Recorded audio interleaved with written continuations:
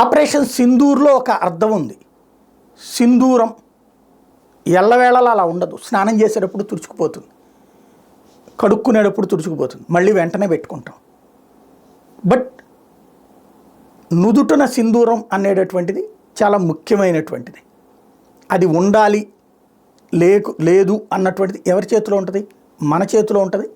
ఎదురుగుండా మన మీద దాడి చేసేటటువంటి వాళ్ళ చేతిలో ఉంటుంది. ఆ దాడి చేసే వాళ్ళకి ఆ సంకేతం ఇవ్వడానికే మీరు మా సింధూరం జోలికి వస్తే మీకు సంబంధించినటువంటి కీలకమైనటువంటి జీవమే ఉండదు మీలో అని చెప్పడమే ప్రధాన ఉద్దేశం. ఇక్కడ ఆపరేషన్ సింధూర్ అనేటటువంటిది కూడా జస్ట్ పాజ్ తప్ప మరొకటి లేదు. అంటే మేము కొట్టాల్సింది కొట్టేశాం, ఆగిపోయాం, మళ్ళీ మీరు ఏదైనా చేస్తే మేము కొడతాం.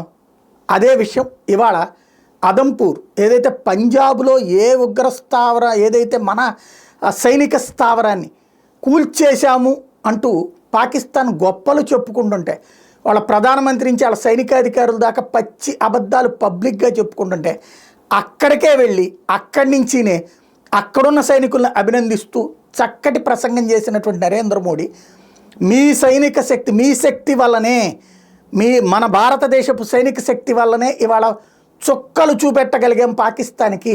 ఉగ్రవాదాన్ని తమ మతంగా భావించేటటువంటి, తమ అభిమతంగా భావించేటటువంటి వాళ్ళకి ఉగ్రస్థావరాలు కూల్చి బుద్ధి చెప్పాం.